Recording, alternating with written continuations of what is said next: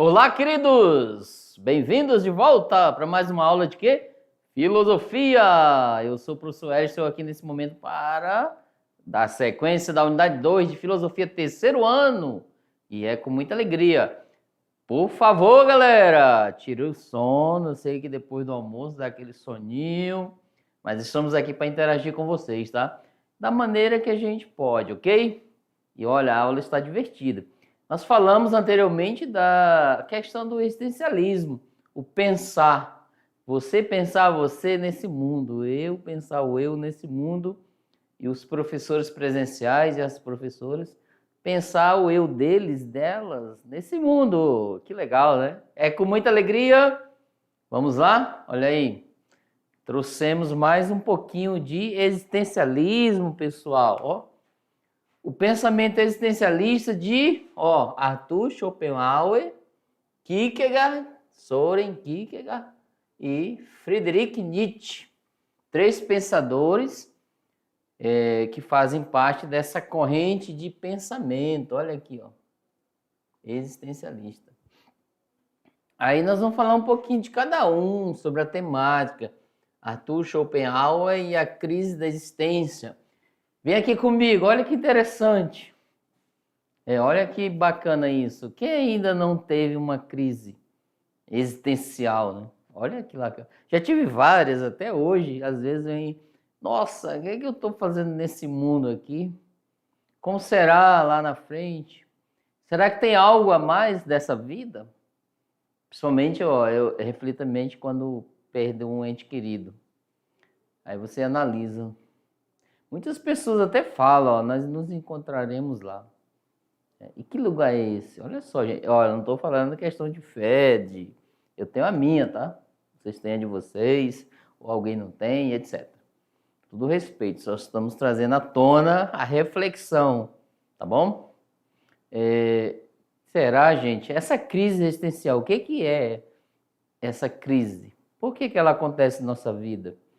Por que às vezes eu fico confuso? Olha só a encruzilhada, 2 caminhos, 3 caminhos. Tem uns que é prazeroso, é mais fácil. Inclusive quem é cristão tem na Bíblia lá os caminhos os mais prazerosos, os mais largas portas.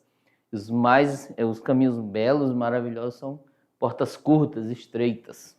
Tá bom? E aí, quem não entrou ainda numa crise existencial, o Schopenhauer vai trazer isso pra gente, tá? Olha lá o próximo, tem a ver com a questão da Idade Média, ó. Razão e fé.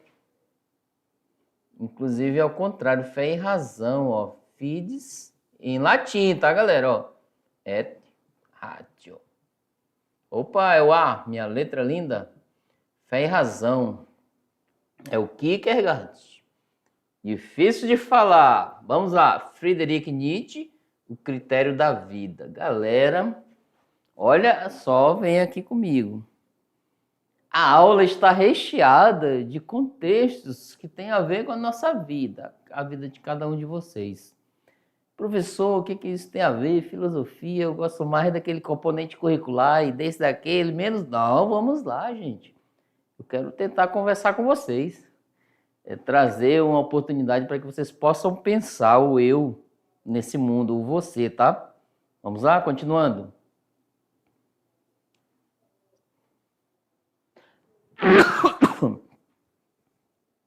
Então vamos lá, ó.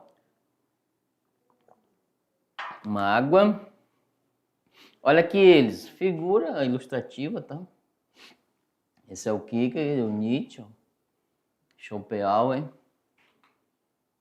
A crise da razão, gente, ó. Olha aí o cérebro, a razão está ligada ao cérebro, né? Olha, vocês às vezes você diz, onde que está a razão, professor? E aí, professor presencial, professoras, onde está a razão? Olha o professor Hélio já, aqui ó, no pensamento, está aqui a razão no cérebro, gente. Por quê? Vocês vão tomar decisões racionais que tem a ver com a questão lógica da vida. Olha, eu vou para esse curso, eu vou para esse caminho, porque racionalmente, logicamente, é um pensamento lógico, trazendo já a matemática para o meio. Vai trazer mais benefícios para o eu e minha família. Olha que legal, interessante pensar assim, né? Ou não, eu vou mais sentimental, vou deixar a razão no cantinho.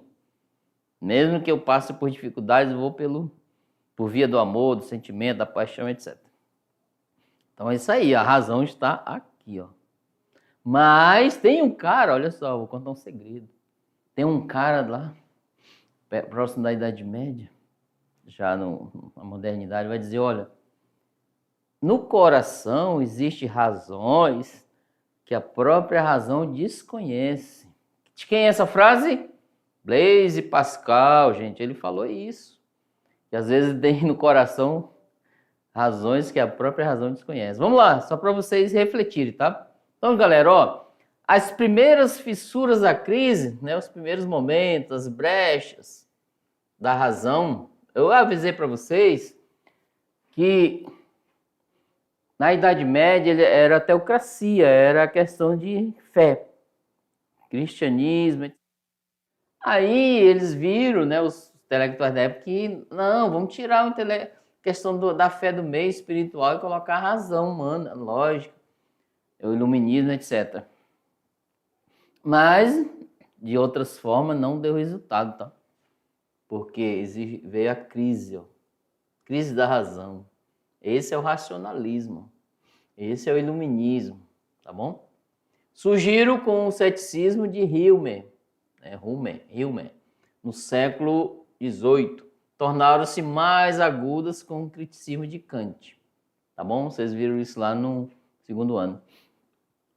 A partir do século XIX, Marx, Nietzsche e Freud introduziram elementos de desconfiança na capacidade humana de conhecer a realidade objetiva e de ter acesso transparente a si mesmo. Olha que interessante isso, tá bom? Vamos lá, continuando. A crença de que a razão seria capaz de alcançar a verdade e de que a ciência, por meio da tecnologia, nos tornaria mestres e senhores da natureza. Olha, galera, essa é a afirmação, uma crença, ó. Ou seja, eles acreditaram nisso. Manifestava-se como um movimento romântico que irrompe no século XIX. Logo, o romantismo foi um movimento estético e cultural que revolucionou a sociedade nos séculos XVIII e XIX, deixando para trás valores clássicos, inaugurando então a modernidade nas artes. Galera, ó, professor, por que você está trazendo contextos, componente curricular de artes? Não vai falar nada não, o professor vai querer me pegar, tá? Nessa perspectiva de... Não, é porque na filosofia, nós temos a filosofia estética, certo? Então, o pensamento estético, como vocês viram lá no segundo ano, ele analisa as questões do belo e o feio.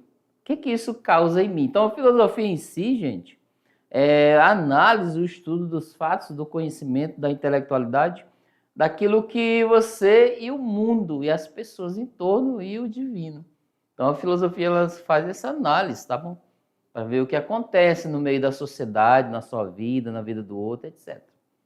Então, a gente traz, às vezes, um contexto de outros componentes, tá? Porém, olha o porém, isso mesmo, vocês estão aí na comunidade indígena, né, em quilombolas, os ribeirinhos também aí. Porém, quem é, entre aspas aqui, para não questionar ninguém, quem é a mãe de todas as ciências? Fale, vocês, bem alto, todo mundo. A filosofia. Gente, não precisa dizer que o professor está se achando, não. É ao ponto que em muitas escolas que eu já passei, a filosofia era esquecida lá no cantinho. Até hoje é assim. Mas, gente, se vocês verem a questão da linha do tempo da história, lá com professores do componente curricular de história, todas as ciências surgiram de quê? Da filosofia. O filósofo da época, ele fazia tudo, ele pensava em vários contextos. Vocês podem ver, analisar lá no segundo ano, ó, quando se fala de um pensador, ele era filósofo, matemático, ele era médico. Então, sim, todas as ciências surgiram no âmbito da filosofia, porque eles faziam tudo. Depois que ela foi fragmentando e através de partes, né? Os médicos faziam tudo na época, o clínico geral. Hoje tem um médico para os ossos, para os olhos, o cérebro. Tem até o psicólogo, né? Para analisar a questão do eu nesse mundo. Então, não vai dizer, a filosofia está escrito. Não, vieram delas até hoje. Tá bom? Por isso que a gente faz essa análise, porque nós ainda, no âmbito da filosofia, trouxe, né, para a sociedade essas possibilidades, inclusive a matemática. Se você pegar o contexto histórico da matemática, vai vir lá de Pitágoras, lá do início, lá até antes. Então ela tem vários mentores, né, no âmbito da matemática para tal. Vamos lá, continuando a lei. Então assim, Nietzsche e Arthur e Kierkegaard foram alguns dos que submeteram à prova os alicerces da razão, tá? Submeter à prova quer dizer que eles questionaram. Assim como a razão questionou. Vou colocar aqui um ponto. Na Idade Média, era a questão do espiritual, certo? A questão envolvia a teocracia, né? Tinha até Odisseia, tudo sobre Deus. E depois a razão questionou a fé. Era a fé, ó. Aí veio essa razão aqui, ó, e questionou a fé. Ao ponto de tirar a fé e colocar o homem no centro. E agora, olha só, esses pensadores aqui da existencialismo, eles vieram questionar a razão. Olha aí, ó, um questionando o outro. Viu que interessante? A filosofia, a partir disso, ela não é chata. Olha só que legal. Ela traz a possibilidade de você interpretar o mundo como ele é e trazer novas perspectivas. Ou seja, vocês vão ler os conceitos apresentados pela filosofia. Inclusive, eu coloquei vários nomes aí na nossa capa. Viu lá a nova capa desse ano? E eu pedi para vocês fazerem um vocabuláriozinho, uma agenda, algo para guardar aquelas palavras que vocês já colocaram e poder estudar. Então, assim, a partir dessas palavras novas que vocês estão estudando aí, chega lá no terceirão, lá no final do ano, ou lá no discurso, quem vai ser lá na formatura, ó, já pensando lá no futuro, gente, o que é isso? Quem que vai ser o paraninfo aí da formatura de vocês, daquele momento de colação de grau? Isso é legal, galera, mesmo que seja simples, isso é bonito para a realização de cada um. Tá? Lá na cidade que eu trabalhei, nós tínhamos o 9º ano, lá até o 9º ano. Ensinava filosofia, viu? Fundamental, do 6º ao 9º. Bem legal, ó. Nossa, era... E lá não tinha a questão do colação de... A gente falava entre aspas, tá? Porque colação de grau é mais para o ensino superior. Mas a gente traz esse nome para qualquer âmbito, né? No âmbito de você passar, né, um degrau a mais na sua vida. Lá no pré-escolar, você inicia a escola e vai para primeiro ano. Criancinha já, né? Colação de grau, avançando, faz aquela formaturazinha. E lá nós começamos, né? Autorização da direção, fizemos, cara. Eles se empolgaram muito, assim, porque dá uma realização existencial. Olha aqui, galera, trazendo para o meio da filosofia. Então, se prepare, né? Como você vai fazer o discurso lá no final. Inclusive, alguns terceirões eu já ouvi, né? Algumas palavras bem interessantes. Então, você se prepare já para o seu vocabulário. Continuando, vamos lá? Olha aí. Schopenhauer, ele fala sobre a crise da existência. Tá aqui, ó, ele nasceu no século XVIII e foi até o fim da vida no século XIX. Ele nasceu na cidade da Prussiana, né, Danzig, que é Polônia. Prússia, antigo estado da Confederação da Alemanha do Norte, hoje, atualmente, tá? As obras dele, ó, obras livros que ele escreveu, principais. O Mundo como Vontade e Representação, esse eu já li, ó, muito interessante. Metafísica do Belo, ó, ele vai dizer aqui que a mais bela de todas as criaturas é o ser humano. Muito bonito o que ele fala. Aforismos para a sabedoria de vida e outras, tá? Tem várias, vocês podem buscar, analisar. Ele foi um crítico severo do racionalismo de Hegel. Hegel é um pensador, tá? Um filósofo sobre o racionalismo. Então ele criticou mesmo. Para Hegel, a razão era o fundamento do universo. Ó, razão, corrente filosófica, racionalismo. Vamos fazer racionalismo, vamos fazer a ligação. Eita, linda essa letra. Era o fundamento do universo, a história, ó, para Hegel, sempre o processo histórico. Apesar de percalços, levaria o homem inevitavelmente ao progresso, portanto, à felicidade. Então, assim, no pensamento de Hegel, ele vai dizer que o processo histórico dentro de uma sociedade traz a felicidade para o ser humano. Que interessante essa questão. Porém, é o pensamento dele. O Schopenhauer já, olha, não é assim não. Olha, o Schopenhauer já foi um de nós aqui hoje, um de vocês. Ele analisou os pensamentos de alguns filósofos da época e criou as suas teorias. Eu discordo dele por causa disso. Criou novas. Então, a função da filosofia é assim. O seu raciocínio, né, do seu cérebro, ele vai à tona, vai a 1000 por hora, para você analisar as coisas, tá? Não é você fechar o olho e ficar calado, não.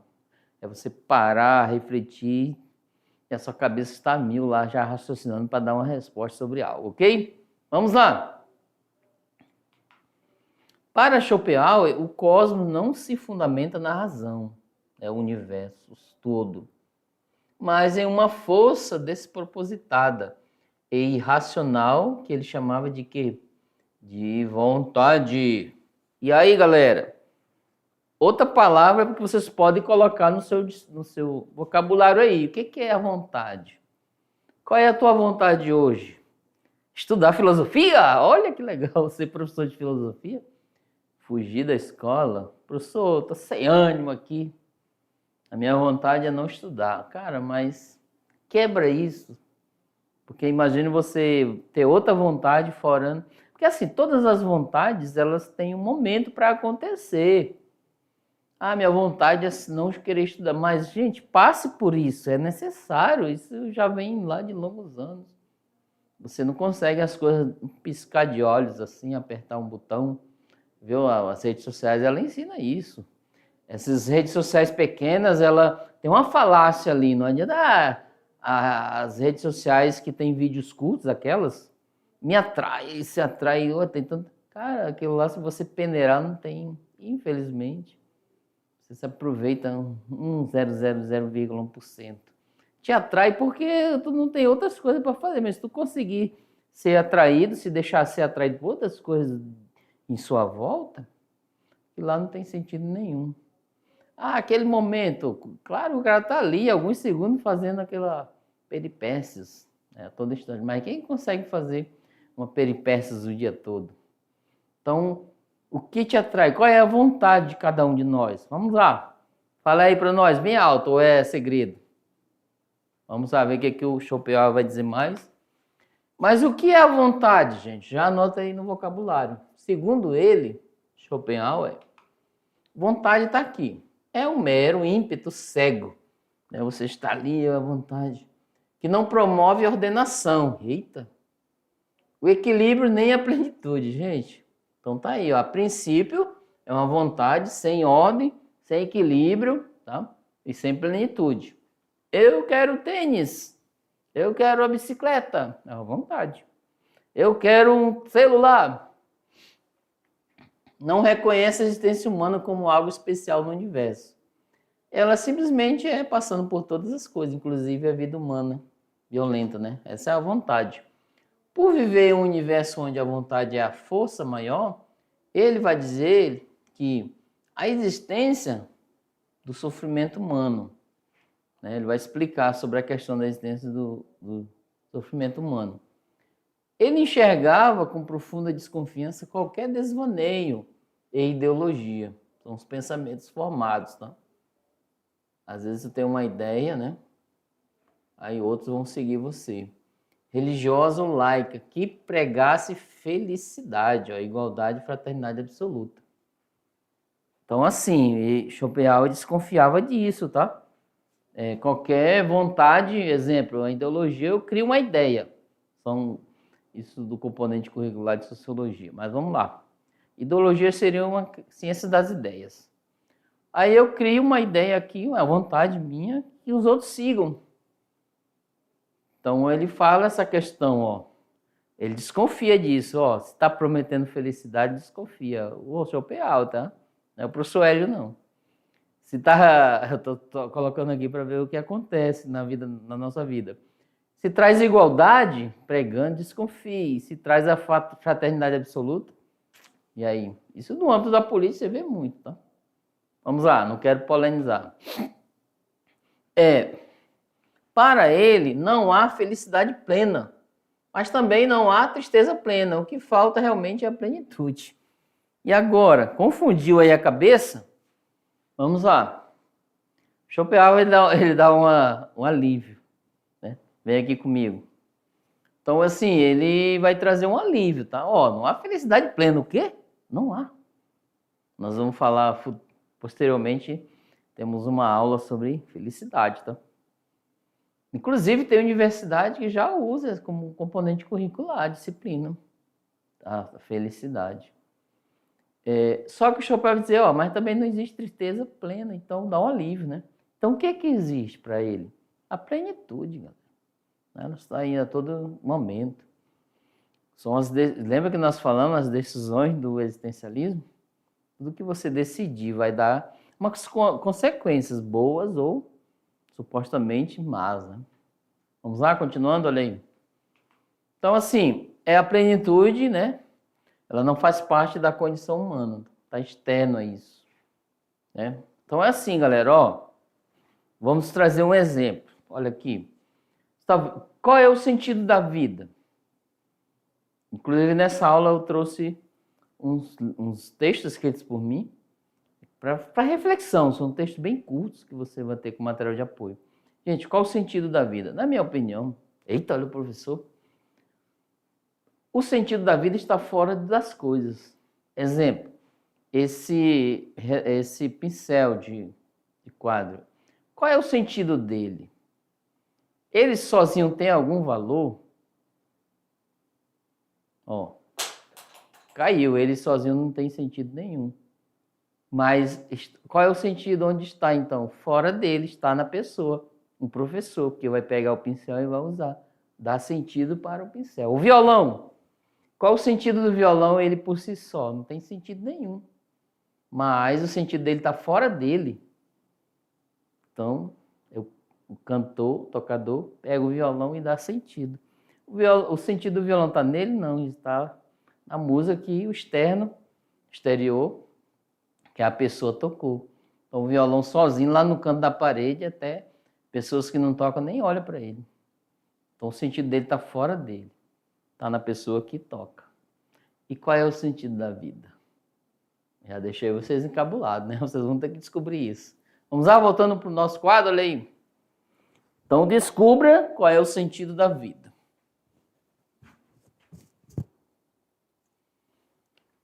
A filosofia de Schopenhauer, né, afirma que a sabedoria está em compreender a transitoriedade e a fatalidade dos acontecimentos, certo? Transitoriedade, todas as coisas sejam boas ou ruins, terão fim, sempre terão, tá? Aqui eu posso trazer um exemplo. Esses dias aqui, eu vi uma bicicleta infantil jogada no lixo ali. Lá todo mundo passando, ninguém dá a mínima para ela. Mas ela foi um sonho de alguém ali. Ela nova, foi um sonho de uma criança. Foi transitório aquilo lá. Ela teve uma fatalidade, teve um fim. Ela está lá jogada. É um objeto, estou trazendo um exemplo, tá? E qual é a transitoriedade que vocês imaginam? Celular? A gente anseia a vontade mas às vezes ele passa por a gente, está velho, está esquecido. Transitório, né? Vamos lá, continuando, olha aí. Opa, volta aqui. A fatalidade. Não há uma distribuição equilibrada dos acontecimentos, assim como não há explicação racional para os fatos.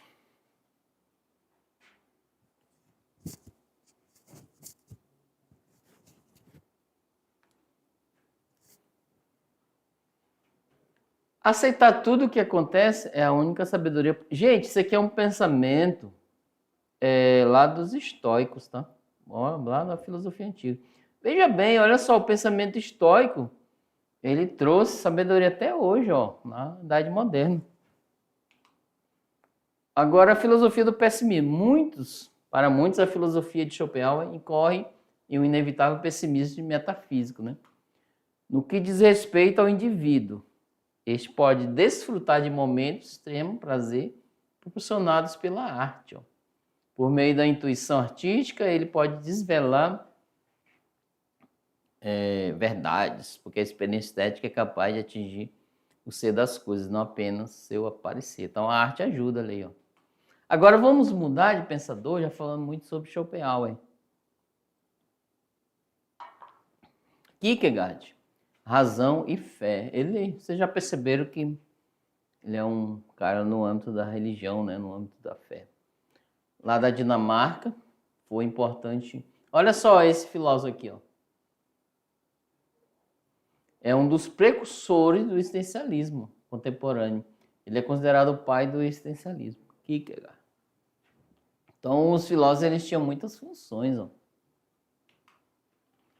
As obras dele, ó, Temor e Tremor, Conceito de Angústia, Migalhas Filosóficas. Bem interessante essas obras, caso vocês queiram aprofundar. Para ele, as principais preocupações da filosofia devem ser o particular, o sujeito, a subjetividade, a vida concreta e cotidiana. A verdade está na subjetividade. A verdade é aquilo que realmente importa para compreender a vida do homem, está na sua existência particular. Então, em alguns momentos da vida, olha só, isso é a questão do Schopenhauer. É necessário que eu, você, os seres humanos, se recolham num canto para fazer as suas reflexões do eu particular. Viu o que a gente vai dizer? Ó, no particular, na subjetividade do eu, as coisas se revelam, as verdades vêm. Então, é nessa perspectiva. Vocês não viram? Olha só essa analogia. Na Bíblia lá, segundo os evangelhos, diz que Jesus, em algum momento, quando estava, vamos dizer assim, estava sobrecarregado, estressado, ele se recolhia para fazer as orações, né? Então, vamos lá, continuando? Então, ele fazia o seu recolhimento, certo? Focando nas suas atenções para a existência, ele nota que a condição fundamental do homem está no fato de ele fazer escolhas. Toda escolha terá de trabalhar diante de muitas possibilidades. Então, é vocês, tá? Aqui, ó. O que eu quero para a minha vida? O que você vai escolher? Aí, no contexto de vocês, vai ser direito, medicina, engenharia, física, matemática, filosofia, jogador, olha aí, modelo, artista ou empreendedor, vou colocar aqui. Ou empreendedor, né? Tem esse lado aqui também. Então, para ele, você vai ter que tomar. Por isso que você é sozinho. Não há critérios racionais para decidir. Ó. As possibilidades aparecem como dados impessoais e desprovidas de qualquer sinal. Indicação de um caminho a seguir. Então, não tem um fim lá, olha, o melhor. Não, você vai ter que caminhar. Não há compreensão racional nas escolhas. Elas não se dão por desenvolvimento natural, em que uma coisa leva a outra. Toda escolha é um risco, olha só, gente. Um salto, esse salto é absurdo, pois não encontra alicerces racionais para se basear. Ele cita a história de Abraão, que recebe uma ordem de Deus para sacrificar seu próprio filho, Isaac. Tá bom? Abraão tem possibilidades diante de si, matar, não matar, fugir, ignorar. Qualquer que seja a sua escolha, não será feita com absoluta certeza, porque Deus não responde, ele permanece em silêncio. Nessa perspectiva, ele dá o nome de angústia. Olha só, galera. Isso é comum, tá? Ó, não fuja das crises, nossa, porque nós teremos, é comum. Isso quer dizer que nós falamos anteriormente, lá nas aulas anteriores, que se você está em crise, está angustiado, isso você está bem, porque isso é comum do ser humano, tá bom? Então, assim, ele fala, olha, o que é? A escolha é sua, por isso que nós falamos lá, que nós somos lançados nesse mundo e toda decisão é solitária, é você. Vai fazer agronomia, vai fazer isso e aquilo. Vocês viram aí, ele botou a história de Abraão. Ó, mate seu filho. E Deus ficou em silêncio. O Abraão tinha muitas escolhas, muitos caminhos a fugir. Só que assim, diante disso vem angústia. Ah, eu estou angustiado ou angustiada. Isso é comum em você. Saiba lidar com isso, tá? Isso, olha só, a filosofia vai trazer essa perspectiva para você. Saber lidar, porque os pensadores já deram algum sinal, algum caminho para você supostamente seguir. O princípio de aceitação. Então, vamos lá continuar? Então, assim, vimos no silêncio de Deus, em um momento em que as garantias racionais não dão conta de explicar as mais simples ações da vida. A questão da angústia deverá ser inserida no campo religioso, para que se possa compreendê-la. Então, assim, ele fala que essas questões, em alguns momentos, a fé ajuda. Ó. O cristianismo é de suma importância para ele. Ele afirma que Jesus realmente trouxe a verdade. Eu sou o caminho, a verdade e a vida. Lá nesse Evangelho de João, capítulo 6, capítulo 14, versículo 6. Devo tomar a decisão com relação a isso. Se acredito em Jesus, é a verdade. Devo assumir apaixonadamente uma vida de acordo com essa. Ele está dando um exemplo, tá? Se você acredita que vai seguir aquele caminho, então não há como eu me dizer cristão e continuar levando uma vida superficial, ó, mesquinha, burguesa e corrupta, que se resume em um mero cristianismo de domingo. Ou cristão sou eu. Que cristão sou eu? Então as decisões têm que ser... Aí entra a questão da responsabilidade, ok? O cristianismo é uma possibilidade, não há critérios racionais para assumi-lo. É necessário decidir por meio de uma escolha, que compreende finalmente que não há critérios mesmo assim, decide. É necessário decidir. Uma escolha nunca é racional, mas sempre apaixonada. Tomar essa decisão cega, apaixonada, assumindo sua fragilidade, tá? Então tá aí o pensamento. E vamos mudar para o próximo, ó, Friedrich Nietzsche. Ele nasceu no século XIX e foi até no início do século XX, ó. Nasceu na Prússia, na Alemanha. Seu pai e seus avós eram pastores protestantes. Ele pensava em seguir a mesma carreira, tá? Influenciado por alguns pensadores e professores, ele progressivamente começou a afastar-se do cristianismo. Então tá aí. Nos escritos de Nietzsche, ele ressoa um manifesto em reivindicação de superação da condição existencial humana. Às vezes, tu não se sente... Vem aqui comigo. Às vezes você não se sente incapaz ali, parado, paralisado. Já teve um pesadelo, algum de vocês já? Isso mesmo, um pesadelo. Se vocês lembram dele? Se for angustiante, você não se mexe, não consegue sair do lugar. Por isso que chama pesadelo. Aquela angústia, algo ruim. E alguém te acorda e você sai daquilo. E agradece por ter saído. Então é um pesadelo. A angústia, ela vem nessa perspectiva. Você está diante de um caminho, uma situação para decidir algo. E as decisões mais importantes, mais difíceis são as mais importantes. Então Nietzsche fala que a questão dessa angústia, desse pensar, olha só, estou trazendo esse pensamento para cá. Ele quer te dar uma oportunidade de superação daquilo que a existência te dá, tá? Então esse é um ponto que você se apaga na escuridão para tomar uma decisão para a luz voltar. Olha só essa ideia, esse contexto. Vamos lá, voltando. Então, assim, em Assim Falou Zaratustra, é um livro, tá? Nietzsche destaca a necessidade do anúncio do super-homem. Imagine super João, Maria, fala seu nome aí.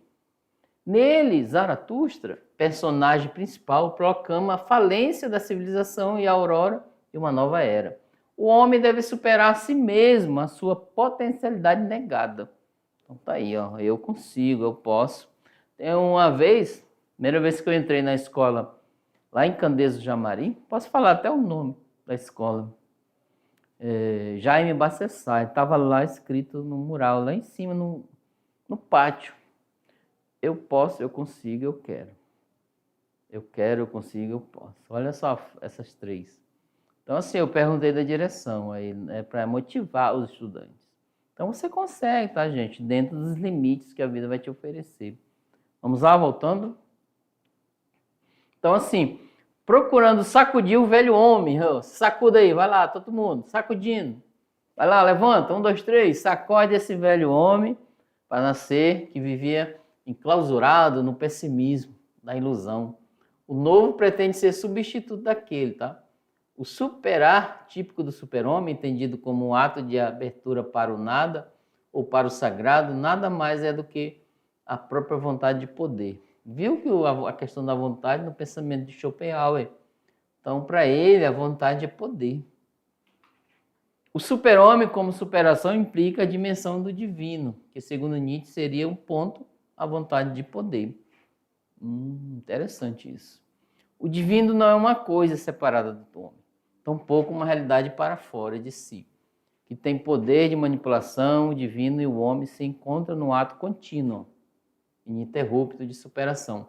Objeto de conhecimento na consciência, o não poder em relação ao não objeto, isto é, ao nada. Dessa forma, gente, é revertida a concepção metafísica do conhecer como esperança e a de Deus como causa última de segurança.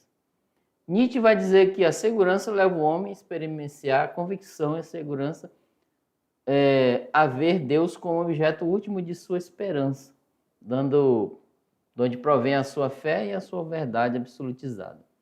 O anúncio da morte de Deus, portanto, não se trata de propagar ideias antiteístas, né? Não pretende ser a disseminação do ateísmo. Então tá aí, né? 3 pensadores que eu trouxe. Só lembrando que nas aulas de filosofia nós trazemos temas bem assim, resumido, tá? Para vocês, se desejarem, abrir a porta e ir além, né? Abre a porta e vai além. Então, nessa perspectiva, você vê o que o Schopenhauer falou, a questão da vontade, depois o que é a questão da fé, superando a razão, as decisões, você é solitário e decide isso, a verdade se revela, e o Nietzsche, que é a questão da vontade de poder, tá? Nessa perspectiva.